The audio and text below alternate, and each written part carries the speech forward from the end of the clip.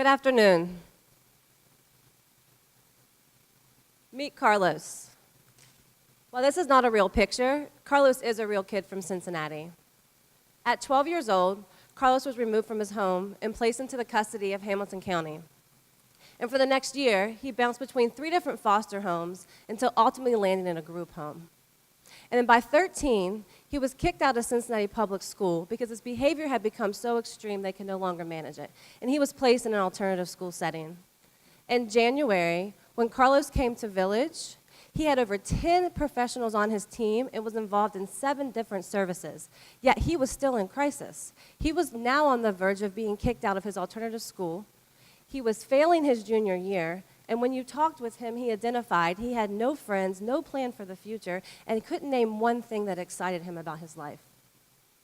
We have 50,000 Carloses right now within our city and our services, and we spend over $80 million a year trying to support these youth. But our kids are still in crisis. 27,000 incidents of juvenile crime right here within our city. And what I have learned in my 10+ years working with these youth is that systems and services do not change people. People change people. Hi, I'm Katie Nzekwu. I'm CEO and founder of Villedge. And I'm here today to tell you about a new way to support at-risk youth, one that surrounds them with community and provides them with information, opportunity, and empowerment. And how we do that is we begin with system and individual level training and consultation. So we support the agencies, the schools, and the professionals working with our hardest to reach youth, equipping them with the skills and the resources to best meet their needs.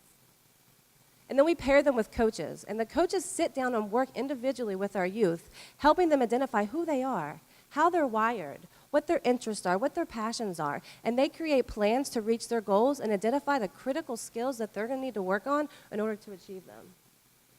And then we connect youth to the community and to our enrichment programming. And so what that looked like for Carlos was joining our class at a local gym where he was able to have an outlet for his anger and learn some self-discipline, and connecting him to an internship where he could test out this idea that he wanted to fix things.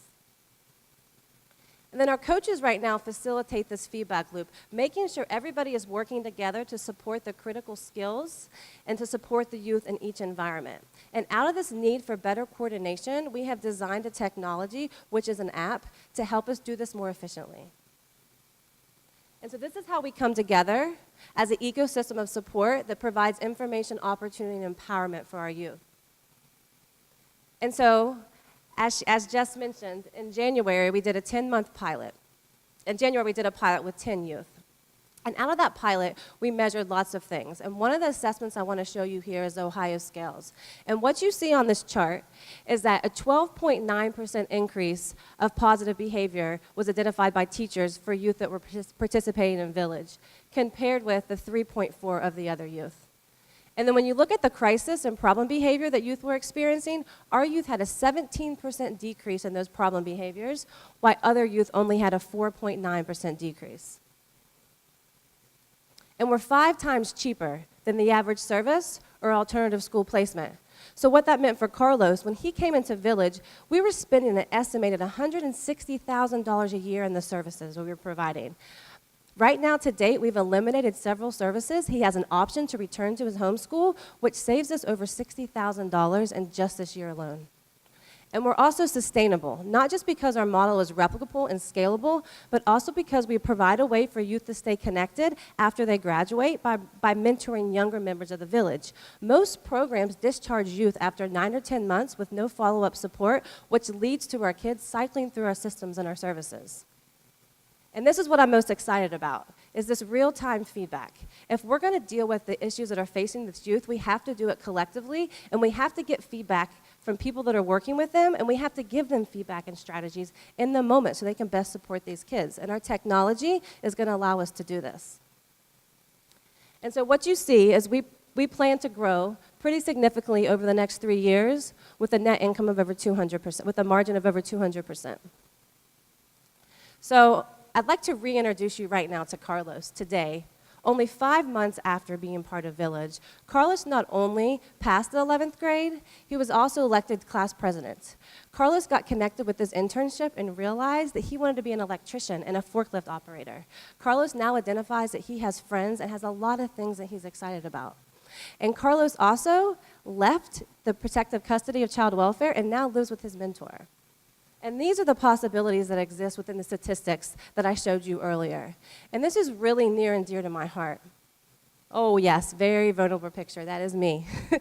At 15, I found myself in a detention center. I was a Carlos. I was involved in multiple services, counseling, and things as such. And what I learned over my life, and what I still know to be true today, is that it was information, opportunity, and empowerment that was provided to me by my family and my community that led me to be the person that's up here talking to you today.